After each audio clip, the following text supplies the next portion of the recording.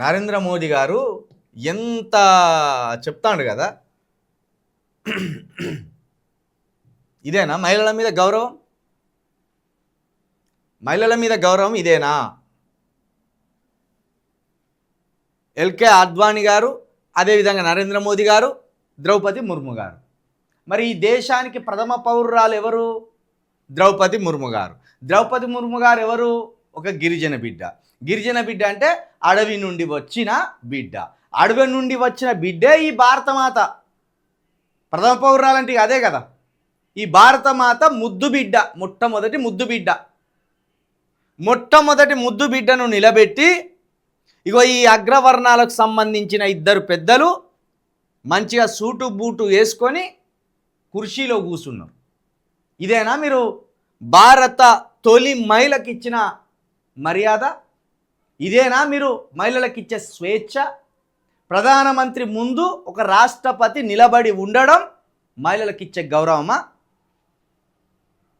రాష్ట్రపతిని నిలబెట్టి మీరు కుర్చీలో కూర్చోవడం మహిళలకు ఇచ్చే స్వేచ్ఛనా? ఇదేనా మహిళా సాధికారత? మహిళల పట్ల మీకున్న ప్రేమ ఇదేనా? ఎంత అహంకారం అది! ద్రౌపది ముర్ము గారు ఈ దేశానికి ప్రథమ పౌరురాలను నిలబెట్టి మీరిద్దరు పురుషులు కూర్చున్నారంటే ఇది పురుష అహంకారం కాదా? ఇది మనువాద అహంకారం కాదా? నువ్వు చెప్తున్న ధర్మం ఇదేనా? మన ధర్మం గొప్పదని అని నువ్వు అంటావు కదా. బత్తాయిలు ఇట్లా చింపుకుంటారు కదా, అంగీలు బత్తాయిలు మన ధర్మం గొప్పదని ఇట్లా మొత్తం చింపుకుంటారు కదా బట్టలు. మరి ఇదేనా? భరతమాత లాంటి ఒక తల్లిని నిలబెట్టి, మన సోదరి లాంటి ఒక తల్లిని నిలబెట్టి మీరిద్దరు కూర్చున్నారంటే అది మహిళలను ఎంతగా మీరు కించపరిచే ఆలోచనలో ఉన్నారు, మహిళలను ఎంత అవమానించే ఆలోచనలతో ఉన్నారు, మహిళల పట్ల మీ వివక్ష ఏ స్థాయిలో ఉన్నదనే దానికి ఈ ఒక్క ఫోటోనే ఉదాహరణ. మనువాదులు పెదవుల మీద చెప్పేది ఒక్కటి, ఆచరించేది ఒక్కటి. మహిళలు అవమానాన్ని మర్చిపోరు అంటాను. ద్రౌపది ముర్ము గారి అవమానాన్ని ఎప్పటికీ మర్చిపోరు. ద్రౌపది ముర్ము గారు లాంటి కోట్లాది మహిళలు ఇలాంటి అవమానాలను ఎప్పుడు మర్చిపోరు. 100% మీకు మహిళా బిల్లు విజయం సాధించద్దనే ఉండే.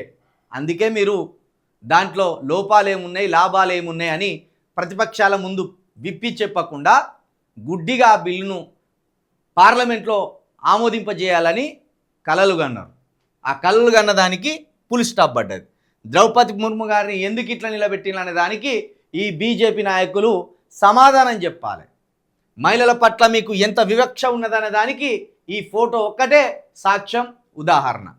ఇంకా మీరు మహిళలకు మేము మంచి చేయబోతే ప్రతిపక్షాలు అడ్డుకున్నాయంటే ఇలాంటి వందలాది ఫోటోలు, వందలాది ఉదాహరణలు దేశ ప్రజల ముందు సాక్ష్యాలుగానే కనబడతాయి. బీజేపీ పతనం మొదలైంది. కేంద్రంలో అది మైనార్టీ ప్రభుత్వమే. మమతా బెనర్జీ బీజేపీకి సొంతంగా మెజార్టీ లేదని రుజువైంది. మహిళా బిల్లును డీలిమిటేషన్తో ఎందుకు ముడిపెడుతున్నారని ప్రశ్న. పార్లమెంట్ నిర్వాధిక వాయిదా. అందరు ఇదే ప్రశ్న అడుగుతున్నారు, అందరు ఇదే అంశాన్ని లేవనెత్తుతున్నారు.